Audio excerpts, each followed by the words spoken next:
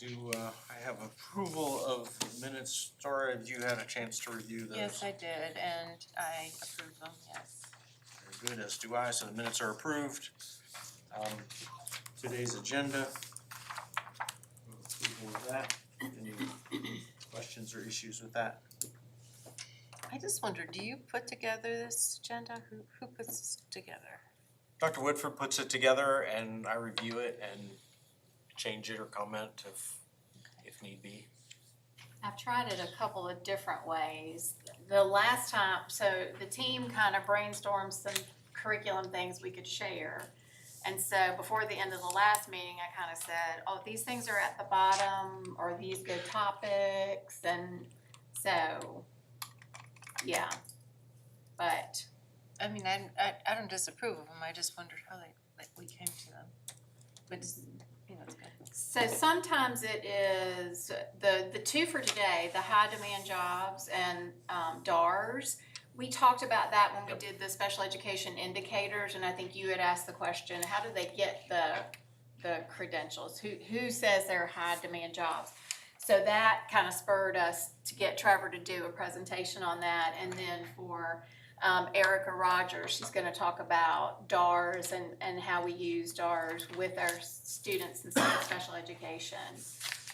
So that is, sometimes it's just things you guys ask about, it kind of spurs me to think, oh, we could do a presentation about that. We also, I kind of knew our benchmark data would be available, so I always try to put data in on the agenda so we can keep you updated on data. So that's kind of the way I go, but if there are things you guys want to know, just tell me and I'll get them on the list. Yeah, the reality is that CPO is kind of a new thing and we're kind of winging it. Right, it's not as clear sometimes, like, every month there's a financial report and there are always policies and so CPO is kind of like, we're kind of coming up with the game as we're playing, so. Well, a lot of it was just informational for us at first to try and get a feel for what's out there, and then a lot of it was curriculum when we were going through the math curriculum, and so there are issues that come up, but we don't really have a long-term game plan, Yeah. and maybe we should, of things that we want to cover rather than just kind of tangential shoots of conversation that. Right. But one of the things I did put on for next month's agenda are, I'm gonna ask my team to kind of come and advocate for some of our big expenses with curriculum. I feel like the board hears a lot about facilities and we hear a lot about staffing, all very important, but kind of want to just draw focus to the curriculum and instruction side and how we keep that day to day and what our teachers are doing going. So I was kind of thinking next month we could kind of discuss those budget needs, share those with you. We're going to try to get some approximated cost for things, but that'll also include technology. So Barry, we went to a cyber security conference last week, and boy, oh boy, that's some expensive stuff to think about. So we're gonna start coming together with some plans, and so I thought we'd share that from our 4 departments in instruction next month. If that's okay with you, if you want something else, we can, since we're headed into budget season. I'd like an update at some point on how the math curriculum's going. Okay. I've heard some, anytime you incorporate something new, people are gonna balk. Change is hard. But I wanna get an update on that. And I had somebody ask me if there was any Common Core stuff in there. And I think there's none, right? We didn't go with any kind of Common Core math stuff anymore. Well, KIDM is designed specifically for Virginia only. And then the secondary. Virginia requires Common Core or doesn't? Doesn't. No? Yeah, okay, that's what I thought, okay. So if there's any Common Core in it, it's just coincidental that SOLs may be the same. SOLs are a little bit more rigorous than Common Core, so. Okay, I just wanna make sure that we didn't have any of it in there. What is Common Core? Would this also, I don't open a can of worms here, but a place to talk about framework, growth scores, cut scores, Yeah, if those we ever things. did any. So Notice I didn't- have accountability and all, Yeah. but it's. So I can nothing to do a share. 30-second update on that. Actually, probably less than that. We don't have anything. So I went to VAS conference, and yesterday's topic, they had a breakout on all of the things that are related to frameworking, performance framework. Cut scores is the biggest thing right now that there's been discussions. And I think they've come to the fact that they aren't gonna start it this spring, they're gonna start it next year because they're so far behind. All kinds of different, what is it, about 4 or 5 components of things that they're working on right now? And they can't come to any conclusion on it because it has to be voted on by the Board of Education. And we've had, in the last 6 months, a changeover of superintendent, and a lot of people exited out of the Department of Education, new people in. And so when you look at all of these things that relate to scores and how they score SOL and where they cut off, that's what they're called, where they cut the scores off to say that you passed or you didn't, they're making all of that more rigorous. So this is something that has been promised to us for how long? Several months, Yes. and they can't agree on anything, so they've been having public forums, principals have been weighing in. They had a committee of parents from across the state that I got think it selected. pushed back to not have them as hard or as rigorous, is that what? No, they're trying to make them more rigorous. Even more than it was 6 Yeah. months ago? I Well, think it's the all pushback changed. Who's the new superintendent then? Ellen, its last name's Gullickson. Oh, she was there when I was, yeah, she's been there for a while. No, just since last spring, Okay, she was there when I went to the cut score for I think the math. concern is the timeline for implementation Yeah. and the lack of giving teachers and school divisions enough time to really be able to look at their data and prepare. Because originally they were gonna use these cut scores for spring testing. Well, they're not even finalized yet, and we're almost halfway through the school year. So I think that's been the pushback, like, you know, we need a It's progressive reasonable to model. wait another year at least. yeah, the debate was over whether to do it a 5-year rollout as opposed to one group wanted an 8-year rollout. 1 year wanted to graduate in, or to grandfather in graduating seniors so they don't have to change and do something in their senior year. So there's just a lot of confusion. So, I think the board looks at it on I think it's the same day as our board meeting, November 13th.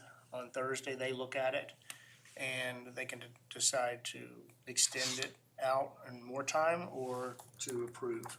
So at this point, I mean, I'll just sum up how it's been going. I emailed Dr. Woodford yesterday and I said, well, we went through the whole discussion and the lady giving the presentation for the Department of Education said it should be all finalized and out before the holidays. And a guy raised his hand and said, which holidays are we referring to? In which case, and a large room busted out laughing. Because is it Thanksgiving, Christmas, or is that Easter? Easter. It'd be Easter. So it's just that I mean, I know that they want to get it right, but they've had so much turnover from the superintendent down. It's hard for somebody new to jump in and start leading it. So, and they left some groups out that they wanted to get feedback from. So now they're doing that. So that's really, that should be that will probably be a full-blown CPO meeting, just trying to explain all that, but it's just not here. Well, I appreciate that, yeah. Just not here. I know there's a lot of changing going on and I want to see what, And, where and, the. and here's something interesting, so the NAEP scores come out, and Dr. Woodford can tell you how many schools are, could you explain to them how they give the test, just to certain students? So they do just a sampling of students from across the nation. So the last 2 years, we've had 2 schools picked, and it's been 4th graders. So Forest Elementary and Bedford Elementary last year. This year, we were notified it's Bedford Elementary again, and Big Island Elementary. And it's just the fourth graders, and it's not even the entire class. Once they say, this is the school and this is the grade level, they then send you a random list of students, and those are the students who take the test. There's no prep, they just come in and take the test. And so that's why they don't give school division scores, because they're not testing the entire school division. They're only doing random pockets and putting that information together. I actually, Jess Shanko asked for me, Bedford Elementary did it last year, they're doing it again this year. That is a big disruption in instruction, especially for a school that really needs to focus on their accreditation. And they said, nope, this is the group that was randomly selected, they have to test again. So we don't How long know, does the testing take? Talking about a day of disruption Talking or a about week or? Like a day, yeah, so they come in and there's lots of prep work Which is as far for as grade. getting, right, grade. parent permission and all of that ahead of time, but for the kids, it's one day, they do all of it in one day. I'm right about that, right? I think so, yeah. so They there's take a, like 5 kids or 10 or 20? I'm not sure, I haven't seen it either. it I might be, haven't seen it this year, I know Yeah. at Stanton River, they would pull like 15 kids out of, I think we tested 8th grade there. Like half the class. Yeah, So even here's less the than part that, cause that- at Stanton River And Middle, they choose the we had kids too. a couple hundred, so here's the troubling part of this. so. We found out at our meetings, only 4 divisions in Virginia were used to calculate Virginia. And we're always And we one got of it them? a second time? And so we're up for next year. We did it this year, but we're up for next year. And when You mean when in the 2026 spring? when the person from Department of Education from VAS said only 4 schools were picked, only 4 divisions were picked, the room was like, wait a minute, was it my division? And so raise your hand, how many divisions got picked? And only about half the room. And then, but there were more than 4, but yet only 4 divisions. So we don't know that ours was even used. We don't even know if our scores are used. Oh. So this is a national test that a lot rides on it and a lot of negative comes out of it, but yet the population is really small and nobody knows which ones they're using. So there is some discussion about trying to get more clarity there as to how they give that test, because some schools, some states give it as, like the whole state takes it, like, I think it was Massachusetts or something like that. The whole They've state gotta takes have it. enough student input data to So- make it statistically significant, otherwise it's just I say that because spitting in the wind. I say that because you ask a lot of questions about the NAEP, and for Virginia, I know a whole lot of, You can't hang a big Credibility hat hung on on that kind 4 of a little divisions. nail. And I think that was probably when State that like this. first came out with the, kind of, yeah. these are the NAEP scores for Virginia and we're at the bottom, and all of us were like, but you only test like 10 kids a year, and like, they're not even representative of the whole division, so, yeah, it's an interesting process that they use there. That's something that they've gotta tackle at a state to state level, is how are you using our scores, and how are they being designated as to who it actually counts? What are you actually doing with those scores? Well, it rides, when you watch the news, it's like, Virginia is last, Virginia, and you see that graph, and Virginia is way down there, but we're not testing everybody. So it's not fair as a marker. And are they test the same number of students in Virginia as they would test in Rhode Island? Or, is I guess it's it up to the really state. a percentage representation of the students in the division? Yeah, no, that's a good question. Nobody knows. I don't know. Because if they're gonna rank you compared to everybody else, then you ought to have fair representation. It's a conversation that is being had. So, All right, Let's sorry. get back to the Sorry to get you off topic. no, it's Did we interesting. approve the agenda or what? we did. Sure. Okay. It's approved. All We're right. very professional here. CT, Mr. Tucker. Dr. Tucker, Transfer. excuse me. Yeah. All right, so, Let's just change your name. what we're I doing looked is, to make sure I did. I was like, oh no. what we're doing is we are gonna start updating the board monthly on strategic framework, and so we thought this would be a good place to start. And really the purpose of why we started this was to talk about where do we get that list of high demand credentials? We've heard a lot about that. So we're gonna answer that question today. And we're just gonna talk also about how we're helping our students with career planning. And so, we have a presentation, if you don't mind to pull up. Sorry, I already got away from the slideshow. And so this is a kind of a preview of what we'll do. And so we wanna also get your feedback as we go through this. Thank you. I will eventually, but I can do this for now. Thank you. As I said, we're gonna give some strategic framework updates also, and so I wanna start by just kind of showing a snapshot of the 5 goals. And if you remember at the last board meeting, we added a 5th goal. Today, we're gonna focus on goal 4, family and community partnerships. Which essentially means developing mutually supportive relationships with families and community organizations to enhance student well-being and expand workforce opportunities for all Bedford County students. If you look at the goals, we also have strategies that fall below that. And so we're gonna focus on that second strategy, which is strengthening our CTE offerings by increasing work-based learning experiences through mutually supportive partnerships, so students are provided opportunities for career exploration and workplace development. So it is blurry to see, but that's why I read it out there, but essentially workforce development, exploring careers. So that's what I want to talk about today. One of the things that we found when we developed the strategic framework a few years ago is that families just were not informed about CTE. There was a lot of questions, there was a lot of good things happening that they just weren't aware of. And so a lot of our work has been about expanding that communication. And so we've looked at our website, our program of studies, and any other methods that we're gonna discuss here. So just really quick, I wanna give you some background, just some strategies that we have taken or some steps we have taken before this meeting and kind of as with the implementation of the framework. The first step that we really focused on was partnering with businesses for work-based learning opportunities, internships and job offers through post-high school graduation. So we're doing things like Meet the Graduate events at Susie Gibson. We're doing advisory meetings at our base school. We've asked each of our CTE teachers to have advisory council with local businesses to talk about what does the local workforce need and how can we meet those demands and make it more relevant. The next step is we've hosted a CTE day at elementary schools. So our Susie Gibson teachers go to every elementary school and kids will see every program at least once in 4th or 5th grade, and they just talk about their programs and start getting kids thinking about and excited about that. So that's been a really fun thing that we've added over the last few years, just that CTE day in elementary school.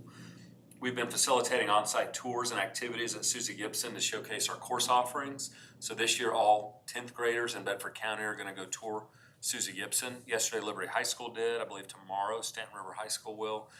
And again, they get to see all the programs and hear from the teachers and essentially think about that as a potential option for them as they move forward in their career. We've worked with the Chamber of Commerce to offer a career expo for all 8th graders before they start their academic and career plans. That's something every student in 7th grade has to take, and so we want to get them prepared. What they'll do is these students will go to the base school, the base high school, meet with students from the CTE classes and talk about what offerings are available up there as they start to sign up for courses. We've partnered with the Lynchburg Regional Business Alliance for a World of Opportunity. And this is a little bit different. We just recently were able to do this where students would go to Lynchburg and they would hear presentations from local businesses about local careers in the community. And so you can see the theme of just exposure, just talking to kids about it. The other thing is we're looking at our CTE offerings through the program of studies. And so that's something that we'll bring to the board next month, just some additional program of studies updates. And we want to make sure that what we offer aligns with the high demand credentials that the state is asking us to align with. And so Mr. Haas is going to share about that a little bit more later. We have a CTE advisory committee. Originally our goal was to meet quarterly, but we're actually meeting monthly. And that's been a really dynamic committee. A lot of good input. We do have 2 board members that are members on that team and have been really helpful as we've thought about how to partner with local divisions. And then finally, we're looking at local businesses and organizations to kind of think about community needs and curriculum needs. So one of the things that we're really excited about, there's a lot of opportunities we've been able to provide for our students with disabilities. We've redone the application process, and we've got over 30 students with disabilities this year at Susie Gibson, which is far more than we've ever had. And the nice thing about it is, in the application process, it's purely about those that are qualified, and it's not as subjective. And so truly the most qualified kids are getting in that program, and it does include our students with disabilities, so we're really excited about that. We've pushed some of our programs back to the base schools, just to give them some workplace opportunities there. And so that's been really neat to watch them grow and learn. And then finally, we have an open house at Susie Gibson on November the 3rd. So we're gonna invite the community to come on in and see what our offerings are. So we've already done a lot related to our framework. And then moving forward, we have a lot more to do. We're gonna continue to work with CVCC to think about our dual enrollment offerings. We have a tour scheduled with some representatives from CVCC in the next few months, and they're gonna look at each of our courses and think about how their curriculum aligns with ours, so we can try to get our teachers qualified to teach dual enrollment. So kids can get CT credits, credentials that are helpful for employment, but they can also get opportunities like credits through college that can transfer into, whether it's CVCC or anywhere else. We are looking at expanding CT opportunities at Susie Gibson, so do you want to share some of the conversations we've had this year? Yeah, so one of the things that Mr. Hetherington is looking at adding for next year, which we're really excited about, is bringing back EMT, and we're also looking at firefighting and criminal justice. So those are three right off the top of my head that I can think of that he's wanting to bring over at Gibson. So we're excited about that. And it just aligns with the job market. Yeah, and just to be clear, that's dependent on funding, that's dependent on staff, so we're in the exploration phase. You know, that's been something the community has said they'd like to see more of, so we're trying to align those offerings with the community. So, a question about that, because firefighters, I know personally some friends of mine who have had to take volunteer positions because there's no paid positions for fire and EMTs. So that doesn't really get them into a career that pays them anything, if that's, Not right out of high school anyway. yeah. You have to be paramedic. Right. One of the requests from the Board of Supervisors has been that we beef up our fire EMT offerings, because I think they are going to have to start looking at paid positions because they just don't have volunteers. So I think in conjunction with that, Okay. they're asking us, can you We need to start? make sure we have Yeah. jobs for them instead Yeah. of Yeah. set up. No, it's a I'm discussion. sorry, I didn't mean to interrupt you. It's Might a have more discussion too information. that Robert Hiss and I have had, because they're trying to find a way to get away from volunteers and make them paid. And also, you guys would be happy to know that you put together your request, and he said he'll take that to the Board of Supervisors because they need it so badly. Oh, wow. He gave me a number, I'm not gonna give it to you publicly, but he gave me a number of how much he thought they would give, Oh, that's great. up to. Okay. So it'd help you with like equipment and stuff like that. That would be fantastic. Because they know they're in a rock and a hard place here as far as finding, qualified people in there.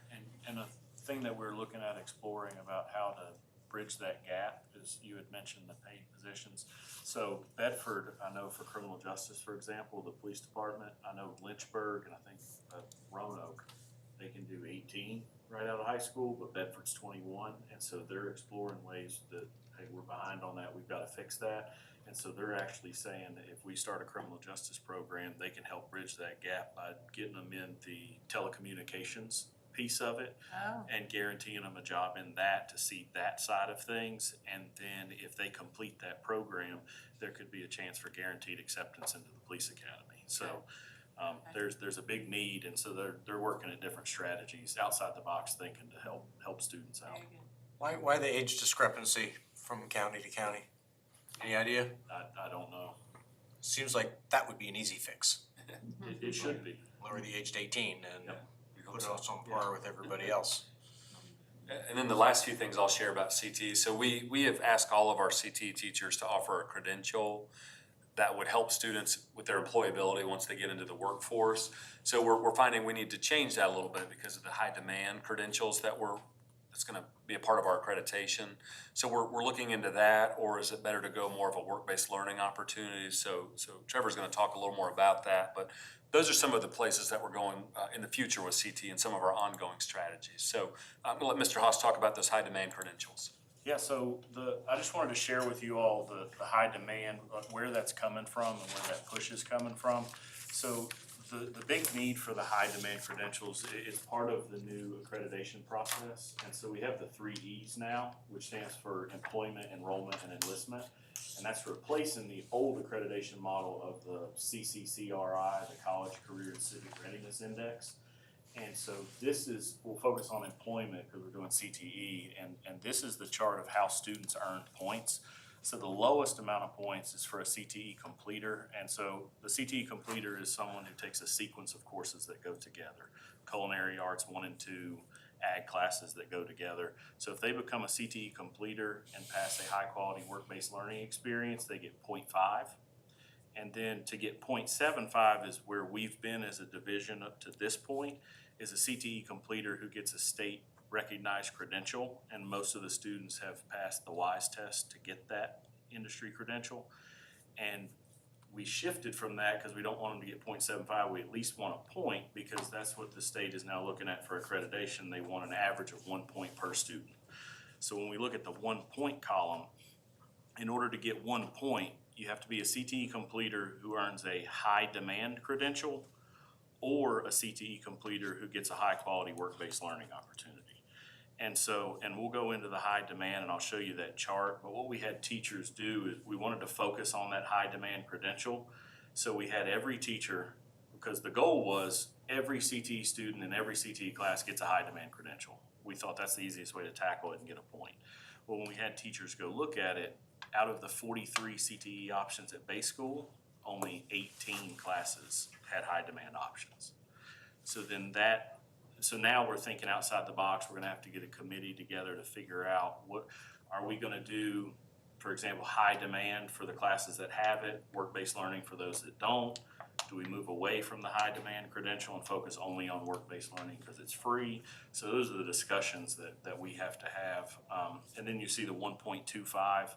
That's mainly a Susie Gibson thing. The 1.25 is a CTE completer who gets a high demand credential and a work-based learning opportunity. A base school student with 50 minutes for a class period, that's gonna be extremely tough. So the 1.25 is probably gonna be your Susie Gibson students. But I just wanted to show you that chart. This is how the accreditation model works for the employment piece of it. And the 3 E's count as 25% of the accreditation now, so it's a big chunk. And then on the next screen this is where the high demand credentials came from. So they are determined by the VOEE, who partners with they partner with the VDOE and state workforce. And so what they did was they got with those state workforce folks and said, hey, here's all of our CTE classes, here's the credentials they can earn in there. What do you say is the high demand credential that they need to have in order for you to hire those kids to help them stand out above everybody else? And so that's the list that you see right here. So this list is broken down by cluster. So you see ag, and then it goes into business. And then the X on the far right is what they have labeled as the credentials that meet the high demand criteria. When you say high demand, that means careers that are in high demand. Correct, yes ma'am. So that's an extensive document. We just wanted you to see where that information came from. And so that's part of our job now, is to make sure our coursework aligns with the high demand, which, as you saw, helps with our points, with our accreditation. So it's hopefully it's relevant for the students, and it's also helpful for our accreditation. But that's really where this high demand credential push came from, and this is the list where we got that from. So Dr. Trosberg, I know that you're not just working with CTE. There's, and I'm on the board at the STEM Academy as well as GovSchool. Yes. STEM Academy, they graduate from there and usually have some kind of credential, which is awesome, but Yes. the GovSchool does not. And I'm concerned about that because these kids, they're not getting full rides and they have to put themselves through college. It would be nice for them to have some kind of credential coming out of GovSchool instead of just nothing. Sure. Well, part of that, we have the employment, the enrollment, and enlistment. So I think a lot of their credits come from the enrollment side. They get a lot of dual enrollment credits. So I think that's the advantage of GovSchool is you get, I'm not sure the exact number, but they get some college credit going into it. And they spend half the day at their base school, so they do CTE courses because part of graduation requirement is one CTE course. So they're getting that at their base school, either before they get accepted to CVGS or in the afternoons when they leave there. Something at least, yeah. Yeah.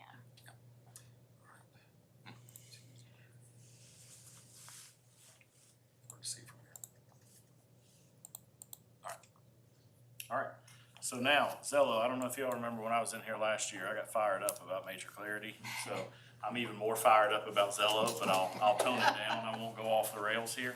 So Zello has replaced Major Clarity as our career exploration platform.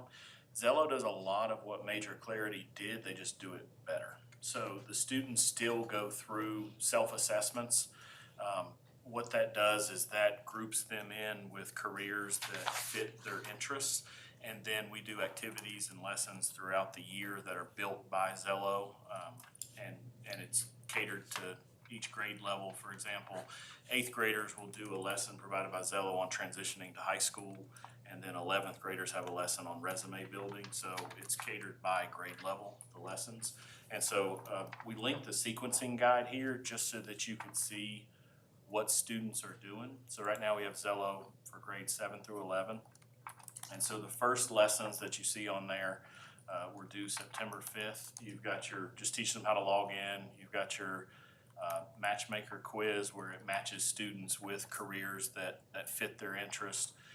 And so just wanted to give you a glimpse of what the students look at throughout the year. And this is what you're seeing here is the pacing guide that was built in for the classes because we didn't want it to be considered extracurricular. It's just curricular. It's just part of what they do in the class. So that's what this is. Just wanted to show you an example of the sequencing guide. All right, you can go. I took one of those tests when I was in high school and they gave me two possible careers. One was an accountant and the other one was a stand-up comedian. Oh. I didn't do either.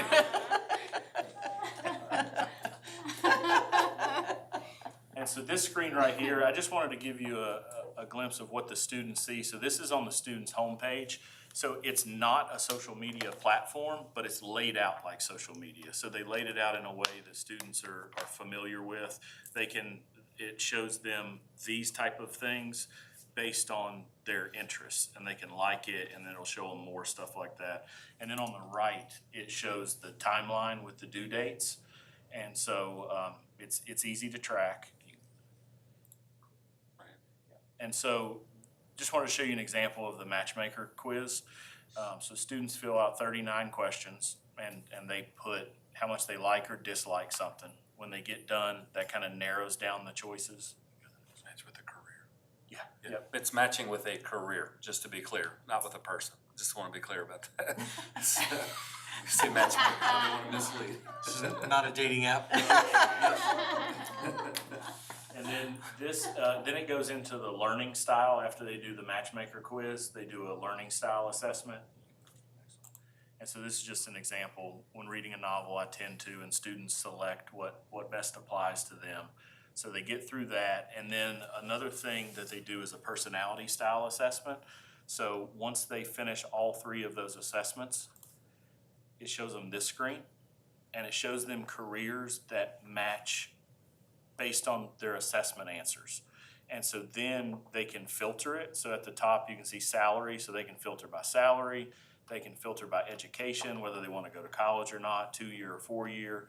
And then it shows which careers are high demand. And then they can heart those careers, and then it will show more within that cluster. So as they continue to go on through the year, it shows more in-depth versions of these careers, and they can That's explore. very detailed. Yep.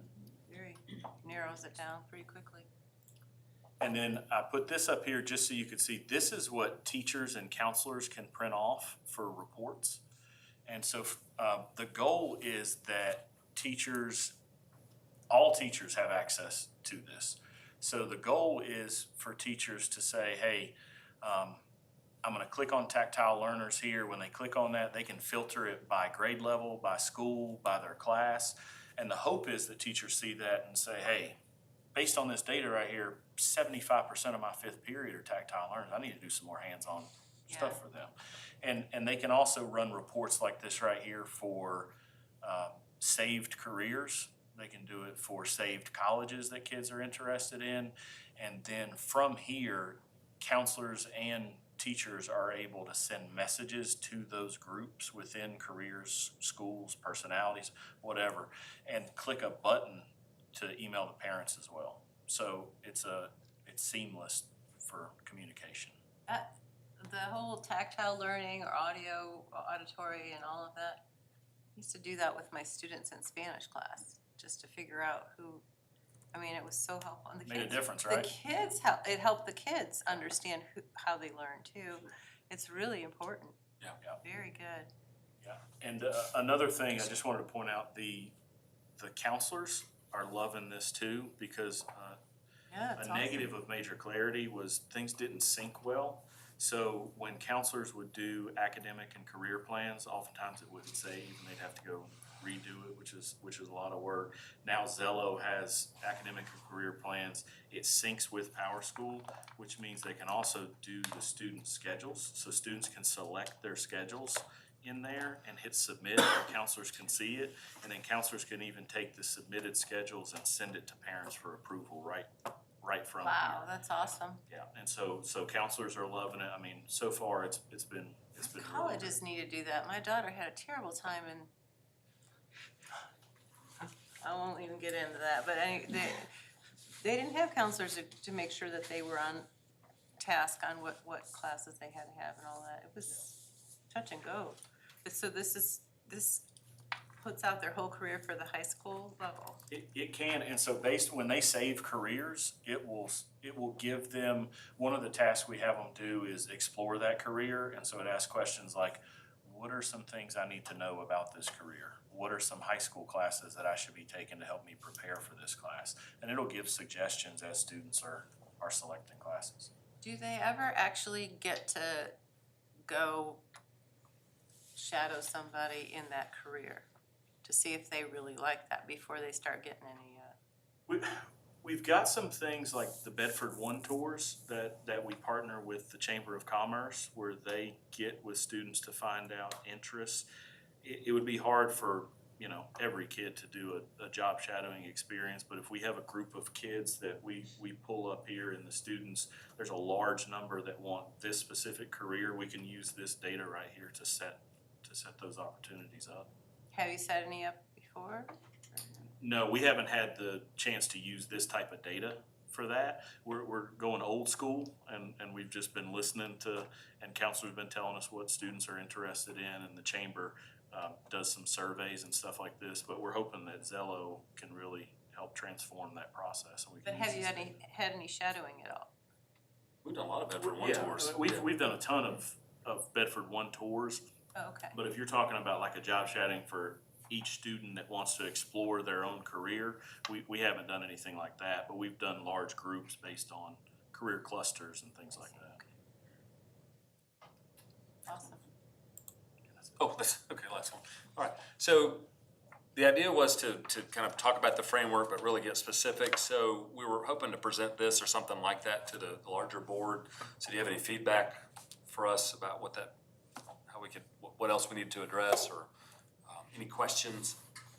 I guess the question that I have is gonna be more long-term in terms of, okay, we've got this great tool that helps us to pigeonhole kids. How many of them are then following through with that career choice and actually putting rubber on the road?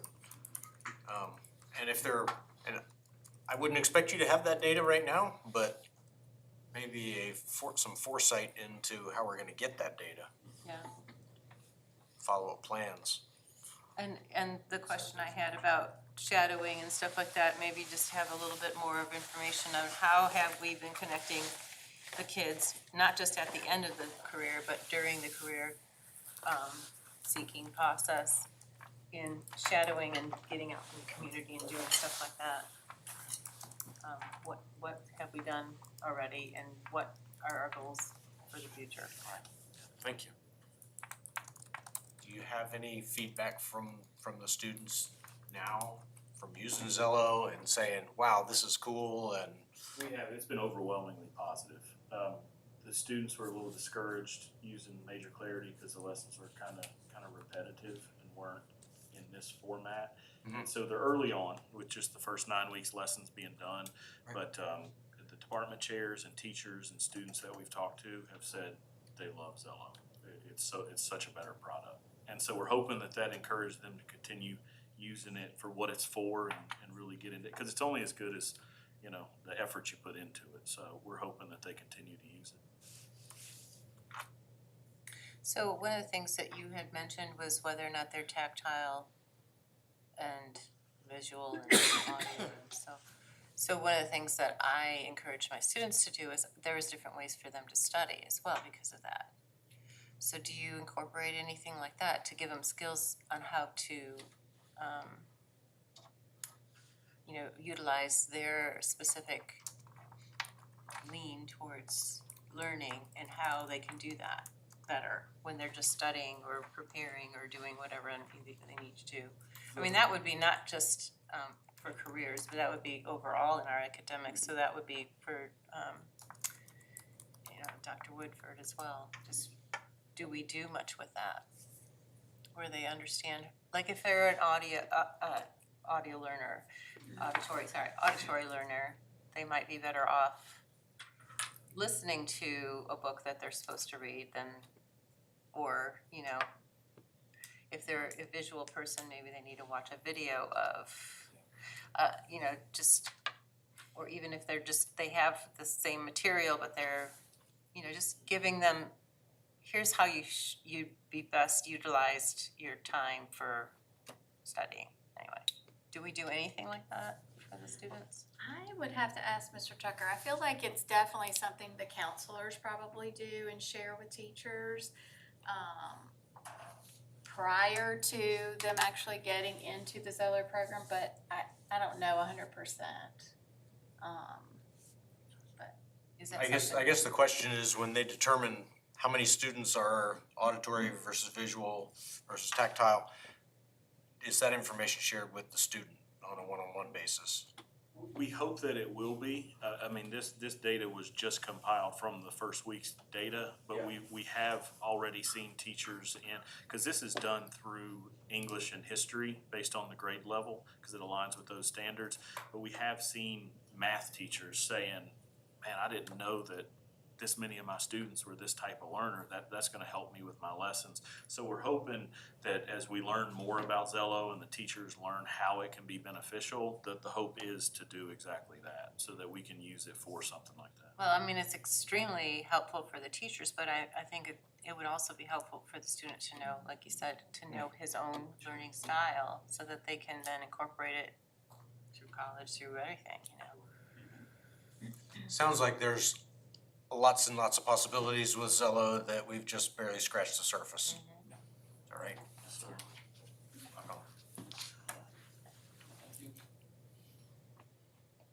Your turn. You're So we don't have this big presentation. We do have some handouts that we'll provide to you, but we did want our students absolutely with disabilities have all the access to what they just presented, of course. But there's also requirements for our students with disabilities when it comes to transition and the jobs and, you know, whether they're college bound and those kind of things. And so Erica Rogers is our supervisor of high school. She's been doing this for years and years and years, and definitely my go-to person when I'm like, okay, explain this to me again. When we're talking about our kids and transitions, she's very involved with our high schools.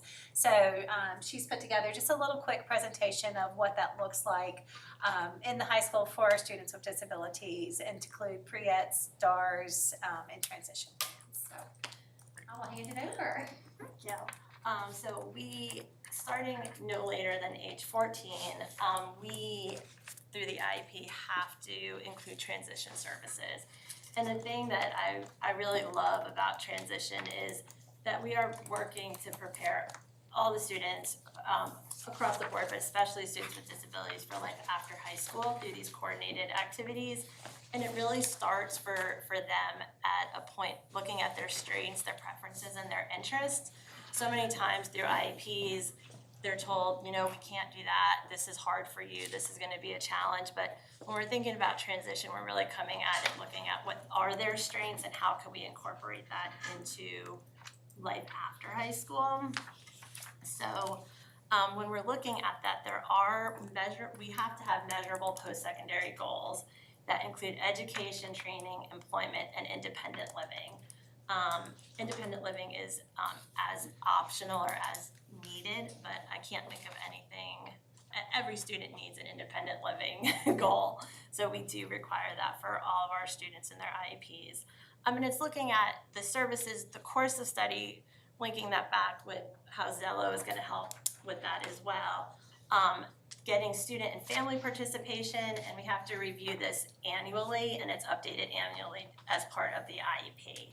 So how does the Department of Aging and Rehabilitative Services fit into that for DARS? That's a state agency that partners with the schools to provide vocational and transition services.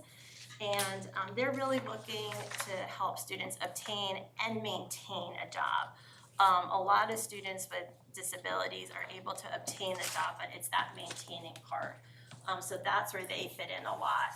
And while they're in school, the DARS counselor is really working on the pre-ats, which is the pre-employment transition services, which can be job coaching and supported employment, and how those services, once they're started in school, can continue post-school as well. So the 5 areas of pre-ats, the 5 core areas are job exploration and counseling, work-based learning experiences, counseling on post-secondary education options, workplace readiness training, and instruction in self-advocacy. So that is where our DARS counselor really focuses, because that's the ages between 14 and 22, which are our kids in the school right now. And it's important because it builds those career paths and job skills and early awareness of what they would like to do. It helps build the confidence and independence. It helps connect the school, the families, and the employers. And we're looking to increase that successful post-secondary outcome for our students. So some of the things that we can do through pre-ats, and DARS can partner with us, working on interviews, resume, career interests, college campus visits, because DARS can apply for students going into college. They can still support there. Student self-advocacy workshops, all things that we know students are gonna need post-secondary for their goals. So what we're trying to do between DARS and the schools is prepare students for employment and adult life while ensuring that smooth transition from school-based to adult vocational supports. Because once they graduate or age out of services, the pre-ed stops, and if they choose to keep the DARS open, it would go to the adult vocational support. So that's why having that layer at school and that support at school really helps after school, because they already know who that person is, how to contact them, and keep that referral and that line open for support. So the schools, we have a transition coordinator, so to speak, at each school, one of the case managers. They are making referrals to the DARS counselor, and anybody with an IEP or 504 is eligible for these services. Our DARS counselor works to attend as many IEP and 504 meetings as possible, as well as she comes to the school monthly to meet with any new intakes, to do some of those more career exploration, those pre-ats, and then she goes to the IEP meetings as well. And then we're always looking to figure out ways between the school and DARS to coordinate those pre-ats with family communication, so families are aware that this agency and service is available. So I'm gonna be honest, we haven't always had the best numbers in this area, and we've been working really, really hard to strengthen that because we wanna see those post-secondary outcomes improve and increase. So July 2024, we really made a concerted effort to increase just that, our referrals, our numbers, our outcomes, and we began having monthly meetings with our DARS counselor to talk about what are our processes, how are referrals getting to you? What do you do once you get them? What do we need to do better to get you the paperwork more efficiently to work through that? And our DARS counselor has been invited to all our high school department meetings, special ed department meetings monthly. Sometimes she comes in person, sometimes she gets to hop on virtually.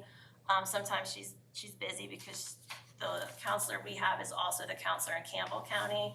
So she has these same responsibilities in Bedford and Campbell. So she does the best she can between all the schools. In August of 2024, we did present at a PD day with Catherine Prater, who's our DARS counselor, to all middle and high special education staff, just giving an overview of DARS and pre-ETs so they knew what was available. We went to a transition fair with the Central Virginia transition team at CVCC to talk about, and that's a family and student time for our council, our area. That council is made up of Lynchburg, Campbell, Amherst, Bedford, and Appomattox, for families to come in and learn about transition services in general. So we were there as a part of that with our DARS counselor. And then at our Big Feet meet in April, Catherine is able to come to set up a booth again to reach the families as well, to see how she can help and support our families. And then I've been so excited this August, because while the big PD was great, it was a lot of information. So we broke it down and we called them high school block parties.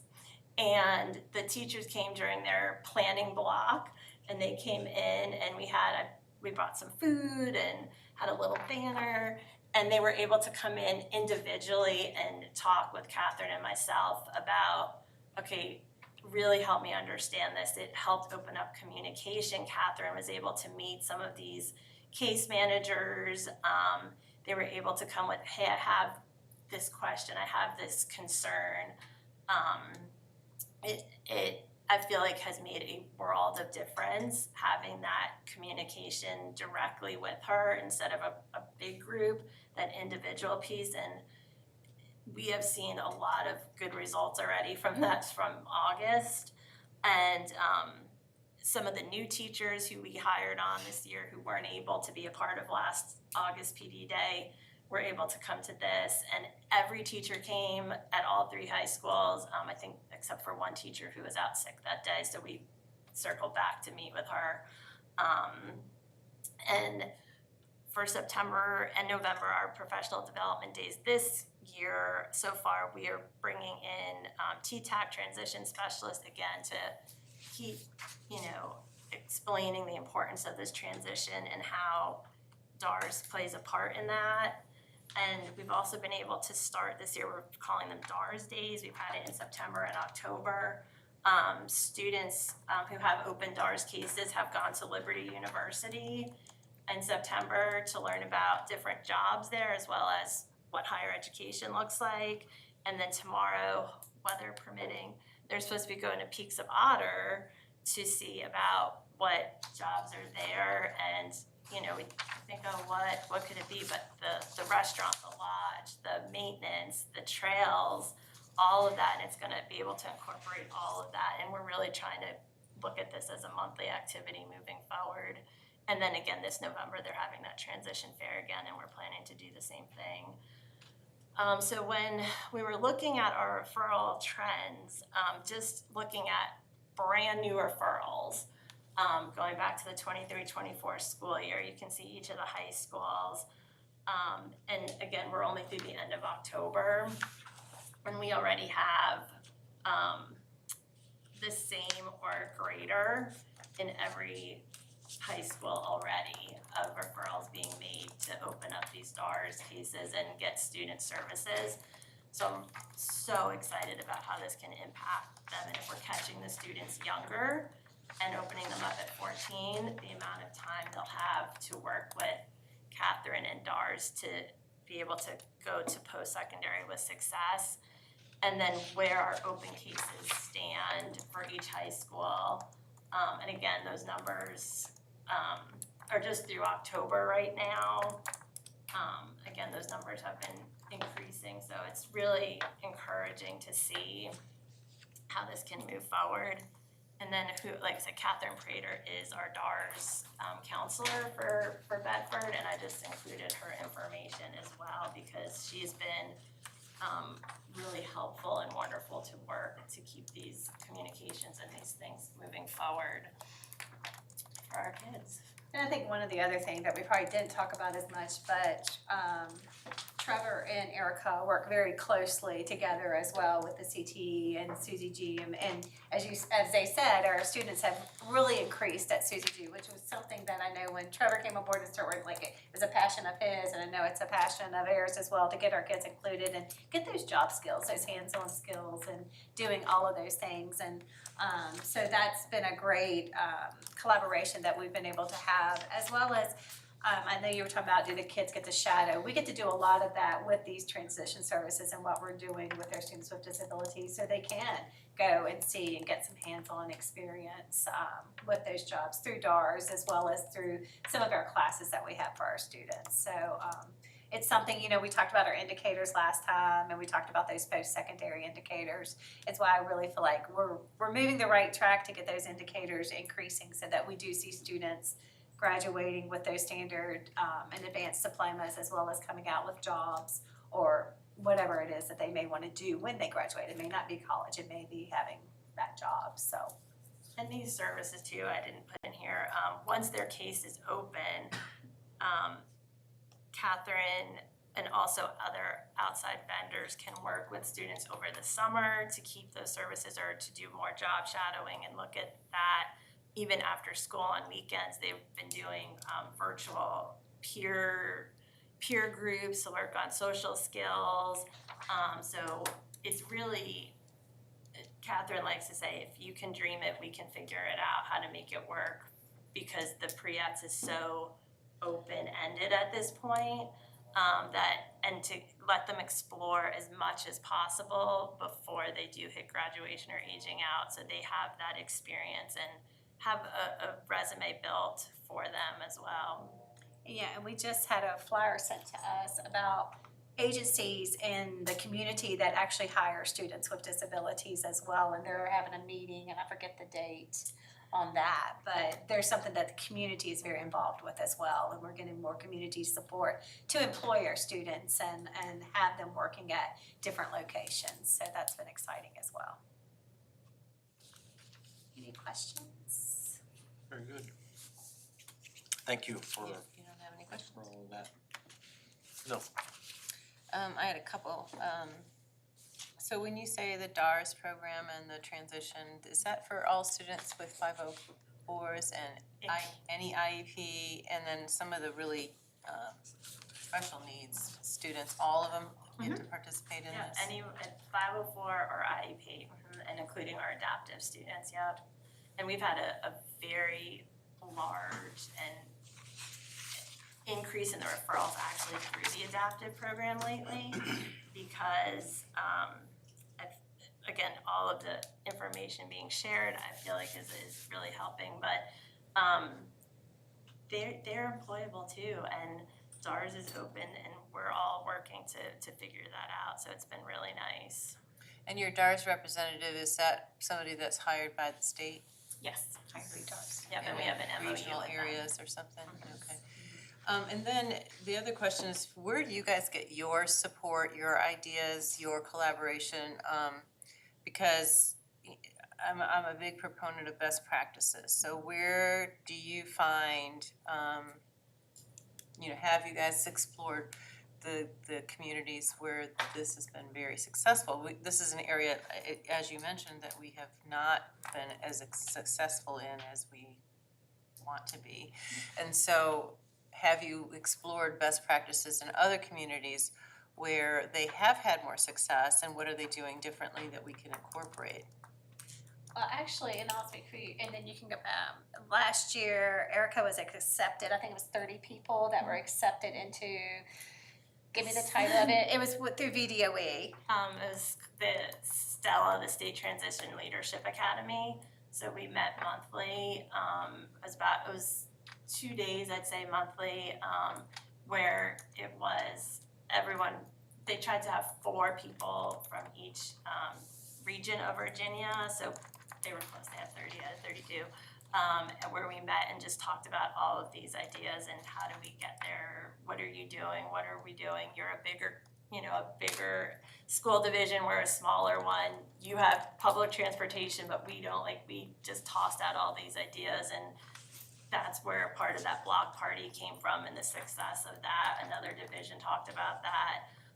Another division I talked about, and Trevor and I collaborated briefly, we're gonna do it again, part of that indicator 14 of follow-up with students, because a lot of our kids overlap, so rather than making 2 phone calls and parents like, I've already answered these questions, how do we combine these together? So that was another idea that came out of that. So yeah, that was really transformational, I think. I come back so excited about all these ideas and things we Yeah, can it's do. important for you guys to be And supported. we have monthly meetings that Erica attends with the Transition Council that has the 5 areas, that the 5 school districts she talked about, which is Campbell, Appomattox, Lynchburg, us and Amherst, where we talk about all of these things, and community providers come into those meetings and talk about what they're able to provide and what they have. So we're always, I say we, Erica is always working very, very hard and working with community and all of those outlets to find out more. What can we do for our kids? Bedford is unique. We don't have that public transportation and Lynchburg has more job opportunities or Roanoke than, sometimes Bedford. Like we were talking about the firefighters. They're paid in Lynchburg and Roanoke, but they're not paid here. So those are some of the things we try to see what we can overcome. And then our adapted curriculum kids, they go out, they do what's called curriculum-based instruction. So they're going out all the time to different jobs and different places and working at different things as well. I meant to mention that before. So we're always out there, we're always in the community. I've actually had people call me from the community and just compliment. Like, we had one of our teachers from JF take the kids out to Walmart, and she was helping them prepare. They were doing recipes, so they had to find ingredients and do all that. And I had this guy who was there, and he said, I just wanted to call and tell you I saw a group of your kids out, and they were amazing. That teacher was the most amazing teacher working with those students. So, we are out there, we're seen, and that's what our goal is to always be collaborating, finding out more, what can we do for our students so that they're independent, successful adults. Well, I mean, we need that in our high schoolers, they need to know how to balance a checkbook. They need to, they need life skills as well, because sometimes they graduate, they have calculus down, but they can't balance a checkbook. So, Yeah. there's that. So it's important that we do it all the way through, so thank you. Now, the DARS referrals, it sounds like those are optional, right? Those are initiated by either teachers or parents or other groups too? I would say really those are the main ones. Okay, and obviously the uptick in referrals is from some education and exposure that you guys have done, that's cool. Do we have, to be able to kind of understand those numbers a little bit better, what's the base, right? So the number of students with IEPs and 504s, what percentage referrals are we getting? And is that percentage climbing, or is it just the number of referrals? So Kind of give me some context. yeah, so when you look at the referral trend to open cases, some of the students, once they graduate, they would close out and go to the adult voc eval Yes. side. So some of the numbers look a little bit lopsided that way, because they were older. But then other times they might open the case and then parent or student can say, no, we wanna do this on our own. They can close it at any time, just cause they open it, it doesn't have to stay. Also on the flip side, if Catherine doesn't get information back from the parents, she has to close it due to her standards within information, 60 days if there's no communication back and forth. But each school, I would say, there's, if you're looking at IEPs, about 100. That's what I was gonna say, about 100 students with Students at disabilities at each each high school. And probably between 25, JF has the most 504s right now, I think they have 43. 504s. So it's a lower for the 504s. And kids also can opt, they don't have to do this. Like some of the kids who are really set on going to college don't necessarily, and can DARS assist through that? Absolutely, but typically they're not looking at that route. So it's still low, but considering where we started with 1 and 0, like I'm pumped. But also not only with DARS, like she said earlier, we do transition plans in every IEP, starting at the age of 14. So every child has a transition plan. We're working with them on those skills of what, and you know, as they're younger, they may not know what they want to do, but as they get older, we'll be able to see that. And I really listen to what you were talking about with Zello, knowing where those reports and that information that comes from there will be really helpful for our case managers and our teams to actually discuss at IEP meetings and talk to the child, because they're invited to their IEP meetings after that, so they can get that input at age 14. And really working on those transition plans through our case manager. So if they don't want to do DARS, we're still trying to work with them and prepare them for that post-secondary and that independent living. All kids don't need a referral. Right. Yeah, exactly. Thank you, that was helpful. Any other questions? I'm all questioned out. Thank you. Appreciate that. Dr. Trosper, I think we're back to you with benchmark data, or is that right? Yeah, Dr. Woodford. So I'm gonna give you an overview of the benchmark data for the first quarter. So in your packet, there's a handout on the front. It's got a couple tables. So I'm just gonna take you through that. And what I've tried to do is give you an idea of where our schools and subjects fell, starting with kind of a big picture of when we tier our schools based on core subject.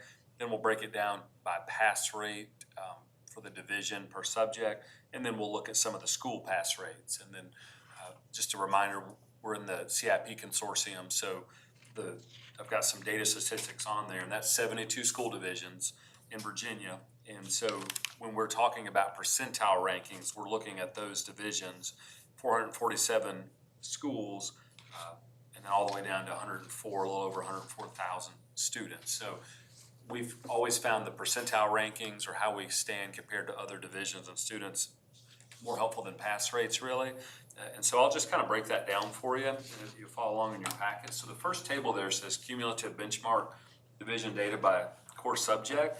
And so we'll, on the left column, we see the subject, and then the tier, meaning top tier, meaning this is where they rank in percentile in the CIP consortium in the top third.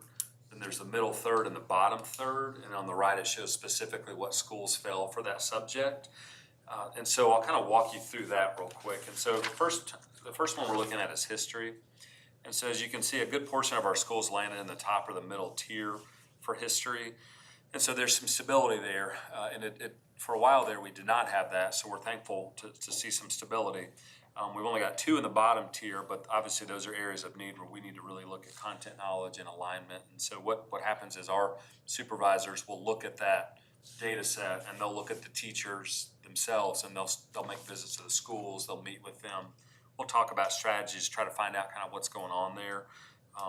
And they're benchmarks, they're not SOLs, you just never know. There's always factors that play into that we're not aware of, but it's good to get on top of it now before we really get into it. But what we found overall is history is actually one of our stronger content areas based on this. Most of our schools are performing above average. Looking at math is a subject that I see us kind of like science was in Bedford County a few years ago. We struggled for a couple years to get our scores up with the new standards. And looking back, it was just the standards were much more rigorous, much more in-depth. And it took us a while to align our instruction and really adjust our teaching methods. And over the last 2-3 years, science has been very strong. But with math, we're kind of in that phase where we started new standards last year, and we're seeing a bit of a step back. It's not like a red flag, things are bad, but it's not traditionally as strong as it traditionally has been. So just looking at cumulative in math, we've had, that should say 7. There should be 7 schools who are in the top tier there. So there's some strong practices at a lot of our schools in math, and then 9 showed up there in the middle tier. And two in the bottom, just to point out, that's Algebra 1. And those are the kids that have not taken Algebra 1 yet. A lot of our advanced kids take that in 8th grade or even 7th grade, depending on where they perform. And so these are kids that have not yet passed the SOL. So we don't expect high pass rates right away, but we do know it's a different group. And then the other part about that algebra test is it's really difficult, that benchmark. They front load the toughest parts first so we can kind of get it out there and then start to remediate. But even so, that we want to make sure our high schools are moving a little bit better than that. So overall, it's kind of top heavy in math. We've got some really good schools, but we've got some concerning trends that we need to jump out there and work with. And again, I think it's probably just struggling to adjust our instruction to the new standards. So we've got to really make some changes if we're going to see improvement in those areas. Looking at reading, we had 7 schools in the top tier, so that's really positive for literacy instruction. We had 4 in the middle tier and 5 in the bottom tier, so there's a few gaps there that we need to look into. What's really interesting is just some of the schools that have made it into the top tier, they're showing a lot of progress. So coming into the year, we were concerned about schools that are in the middle tier area like Stewartsville and Huddleston. They're kind of moving their way up, and you can see some improvement. So we're really pleased with those scores. And then we had a few, I would say, surprises in the bottom tier, but schools that typically do better on the SOL scores like Montville and Goodview, and even Big Island. So we're really keeping a close eye to see if that's a trend or if that's just a one-time thing. But overall, reading is fairly strong, but we've got some clear weaknesses we need to look at. And then in science, this is really our strongest subject for the first quarter benchmark. We had 10 schools in the top tier in the CIP, and so there's a real strong content understanding. Kids are really starting to think about scientific reasoning and using some of those skills that they need to think analytically. We've got 2 in the middle tier, none in the bottom tier, which is really exciting. So as far as the division level goes, science is a strength, consistently high performance with those tiers. So now going on to the second page, we can look at the subject itself. Just a second. Yeah. Some of these looks like they all are elementary, some of them look like there's middle school. Yes. And Sometimes there's a high school, so. yeah, and I think I skimmed over, and the benchmark test given, that tells the specific test given. So like in English, only grades 2 through 8 took it. But in math, Reading. 2 through 8, then Algebra 1, which is middle school, and then some high school kids. Every subject at every grade has a group of teachers from those school divisions that get together and talk about what they need. They write the benchmark, they monitor the alignment, and in some cases, they decide we only need a semester benchmark. So on that chart, like for example, you won't see like biology, which is one we look at. That's a semester benchmark. Civics, world geography. We'll know more after the first semester, but they're not on the first quarter. So that's why there's a discrepancy in the number of schools showing up. All right, so that next table, again, is a division level, just kind of looking at the chart. And so it tells the pass rates from 2024, pass rates from this school year, and then the difference, whether it's grown or whether it's not. As you go down that difference column, there's a lot more green than red, meaning we've shown growth from last year to this year. The good thing is most of the new standards were assessed last year, so we're finally getting, I think, kind of an accurate comparison. Last year it was difficult to show that because it was older standards. So it's over the next few years we'll start to really see the trend. And then just a reminder, PR is that percentile ranking. So the scores that the pass rate, how they fell into the percentiles for 2024 and 25, and then the difference. And again, if you go to the far right column and the difference, you can see a lot more green than red there. And so just kind of taking you through that really quick.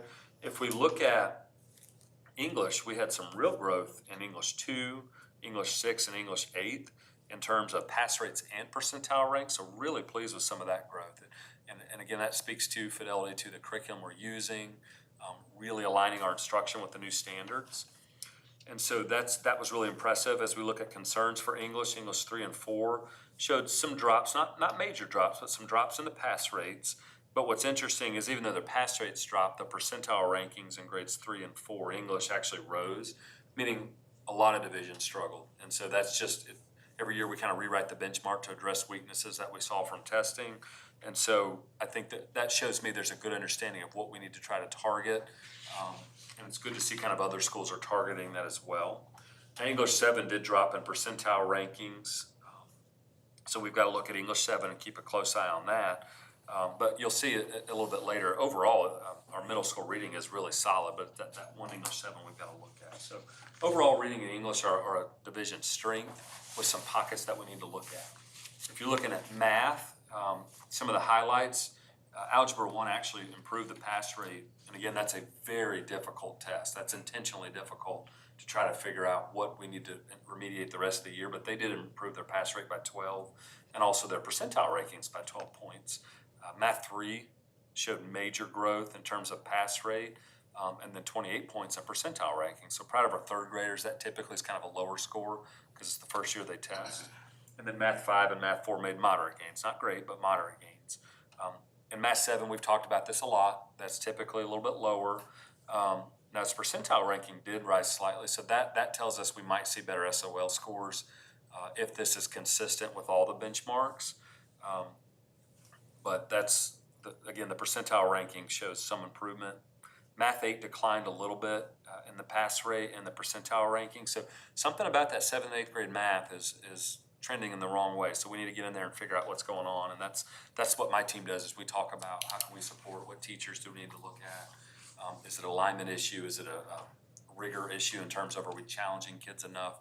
So that's what we're doing now. And the key for us is let's get in there early and see if we can start seeing some movement. So alignment and curriculum implementation will be the focus for math. Now looking at science. Do you think any of that has to do with the new curriculum? There's probably a lot of that. It's the new standards from last year and this year we're still adjusting to. Anytime you do a new curriculum, it's going to be challenging at first.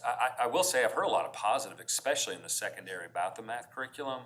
It's just learning how to use it and learning what to teach, what needs to be supplemented. And I think that's the biggest challenge of we can teach it, but we've always been clear about there are times when you've got to go ahead and supplement that with other materials.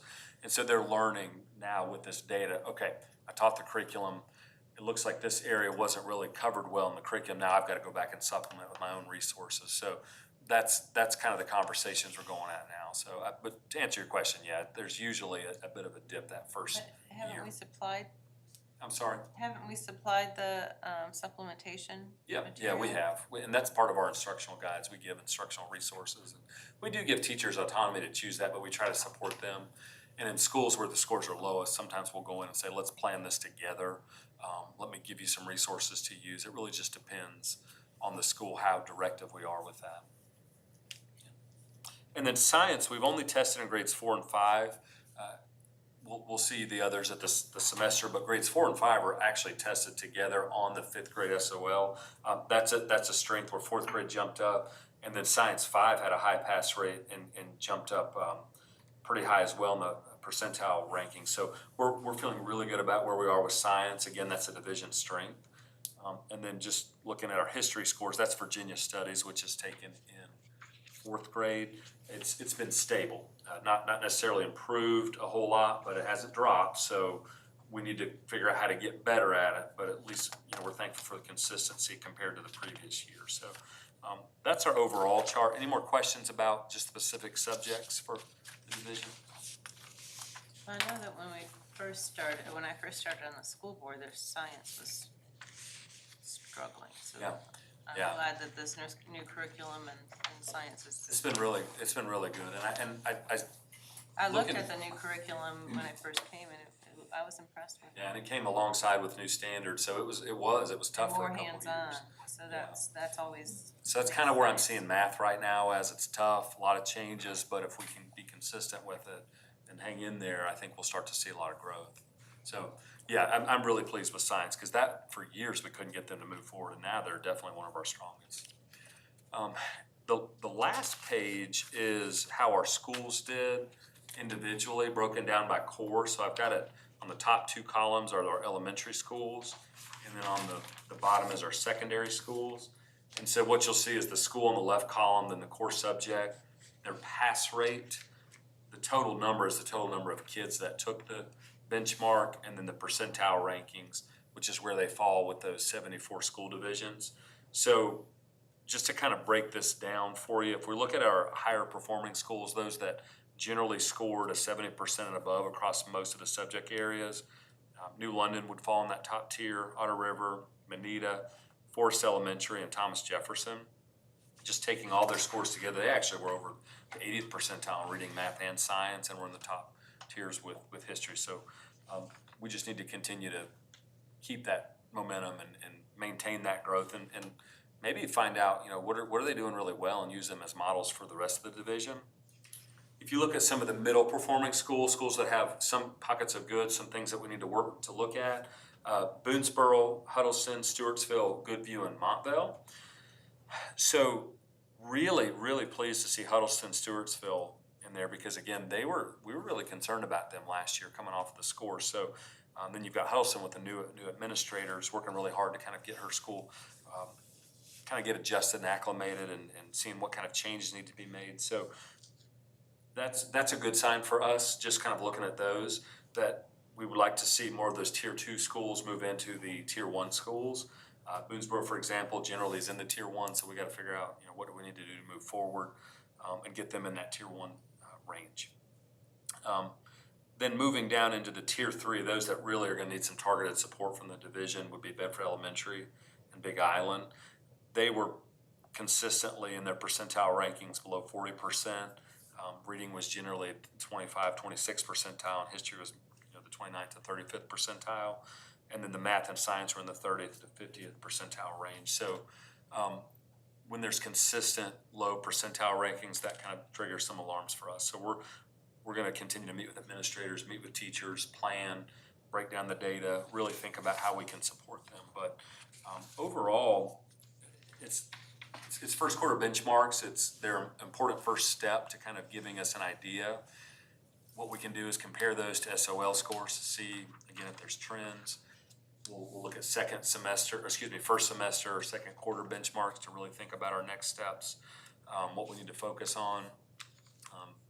What we're starting to see now is schools have remediation money, they have algebra readiness money, so they're now able to start bringing in their tutors, and they know what kids need to be remediated. The teachers now know what standards need to be retaught. So I always say first benchmark is just kind of a data point where we start. It's our foundation. Now we know where we are, and let's go from there. So overall, they're better than I remember in previous years, but there's always work to be done. And so that's kind of our game plan, is working on those schools and those subjects that we talked about moving forward. So any questions about benchmarks? Big Island, when I first came, was all green, like amazing. I know they have a new principal. Do they have a bunch of new teachers as well, or what happened? Because they've traditionally been very strong. So I think it's her third year, Miss McNeely's third year. And it has consistently come down. Yeah, the last couple of years have dropped. One of the hard parts about a small school like that is every kid counts significantly, and so You've got some groups of 14. just an example, when I was at Manita, we always looked at, like, every kid's like worth 2 points. I mean, if that kid fails, 2-point drop. And so if you have a teacher that goes on FMLA, for example, or maternity leave, and a class kind of struggles, that could significantly hurt your school. So I'm not saying that's what's going on at Big Island. Sometimes there are issues like that, or maybe there's a group of kids that are really just tough to move forward. I know we're seeing a little bit of that, where those kids are progressing. They're showing improvement, but they've just came to us really low. Sometimes you get those cohorts that struggle.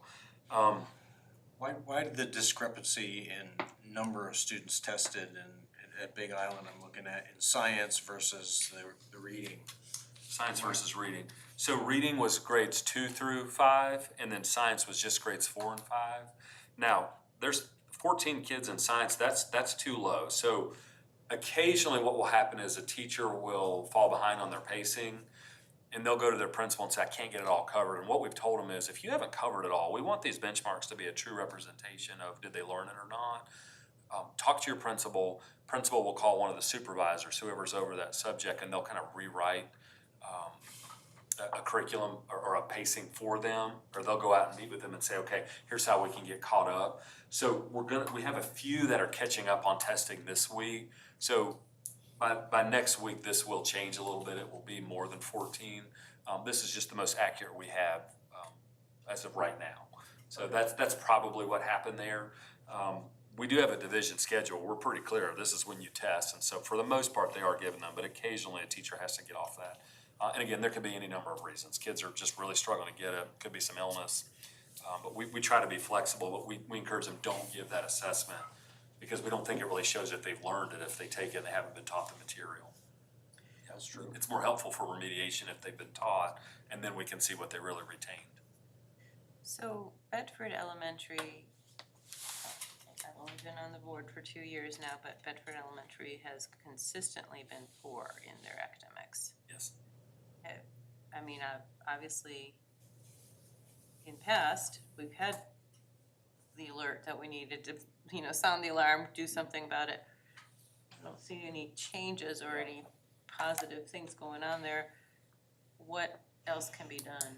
Yeah, that's been a really difficult, it's been really difficult to move the scores forward. In previous years, we've done academic reviews where we just kind of go in as an instruction team, really as a division team, and just look at all aspects of the school, the culture, climate, instructional practices. We did that a few years ago. Last year, my supervisors were planning with certain grade levels really on a weekly basis. And that's a school we've been more visible at than most of our schools. This year, kind of the same thing. We're just trying to be present. We put some really solid teachers there to provide some coaching support to get in classrooms and model lesson planning, looking at data analysis. It's one where there's just a lot of things. There are also concerns about attendance, student behavior. That all plays into the academics. So, that's one where we've got to give more attention to. We've got to start seeing some movement. I mean, that's the bottom line. It's just And there's been, Seems like there needs to be some change. well, there. there's been issues at Bedford Elementary since I was a supervisor, and a little bit of it is because K1 is in a separate school. yeah. When you're trying to get consistency in a reading curriculum or consistency in a math curriculum, and you have two different faculties, it's very difficult because there are different ways of doing things. And The Bedford K- primary. I see. and K1, they don't feel the struggle of SOLs. They don't give any of those tests. So,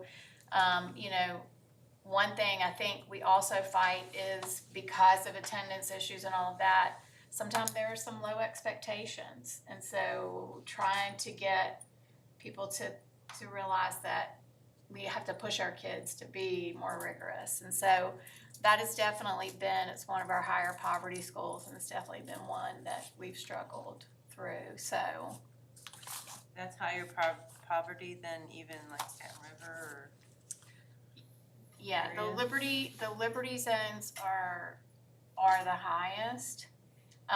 It's hard to tell right now because they're all considered CP or 100% paid for free and reduced lunch. But typically, they've been the highest in this area. It seems like that definitely needs to be someplace that you need to Sure. focus a lot more attention on this year. Absolutely. And when I say changes, I think some people might need to be fired. Just saying. It looks like some things need to have to radically change there. Cause that's, It doesn't seem like that separation of faculty should cause that egregious Yeah, it's always been a struggle. is there Even not a way to help them collaborate better so that they're on the same page? We've done that, I think, having a standard curriculum before when everyone was choosing their own reading curriculums, that was difficult. And I think the principals do collaborate as much as possible.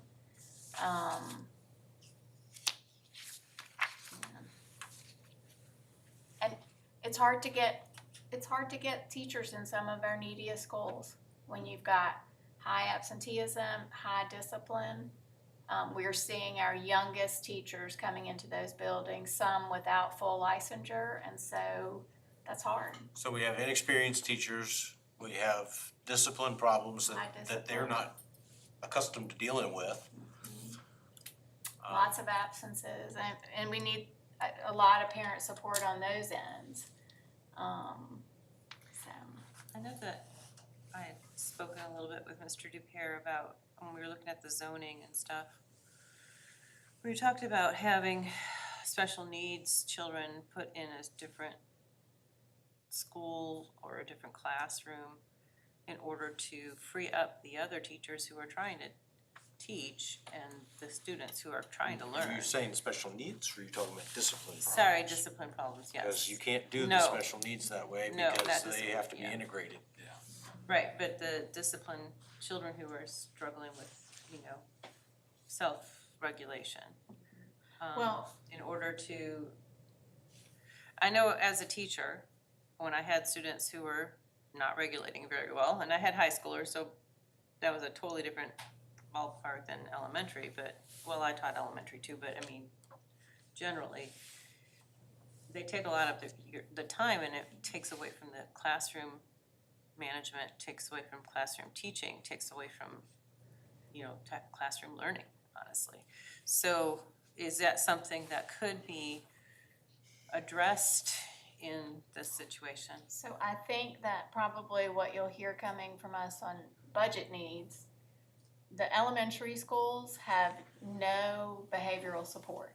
Everything's at the middle and high schools. All the IDS, ISS. If a child in elementary school is in in-school suspension or has to be removed from the classroom, they go to the principal's office.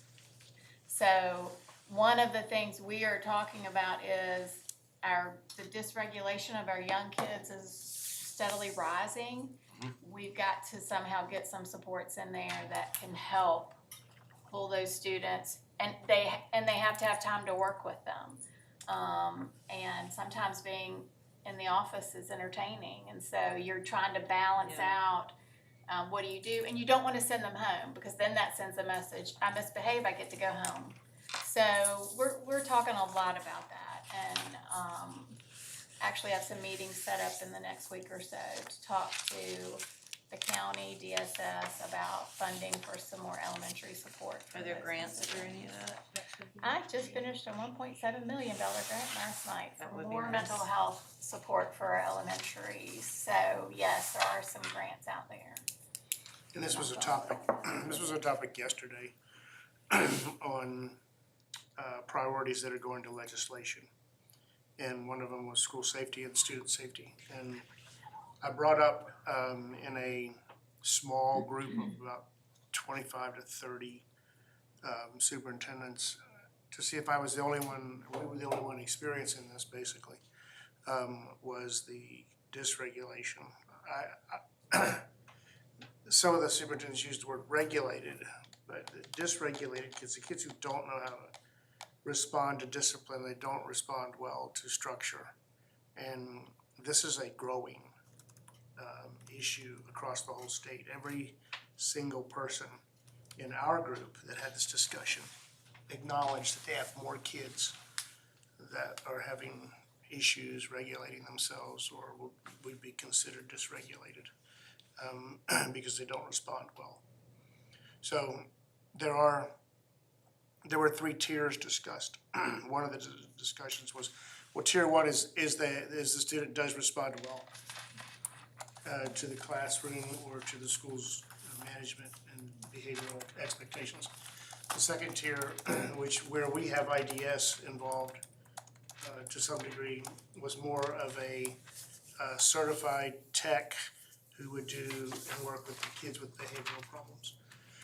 And the third tier that came out of that discussion was having almost like a behavioral classroom set up between maybe three elementary schools where kids would be sent there. They would be educated in that setting, but they'd also be given behavioral intervention. And then they could be integrated back into their school.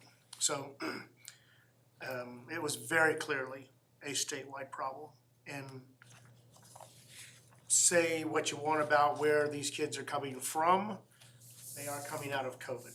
And a lot of it stems from these kids that are 3, 4, 5 years old, 3, 4, 5, 6 years old. I hate to push us, but We do the have to, Heart Safe ceremony starts at 5 at Liberty Middle School. and I have to introduce it. You're speaking, is there anything else we can answer for? I'm so sorry that we're pushing you. And I'd like to come back to this, Okay, in terms of maybe hitting the hot 3 things that you think are keeping, these lower tier schools down, and ways that we can address them short of a $1.7 million grant and behavioral Good. stuff that we can do within our means. And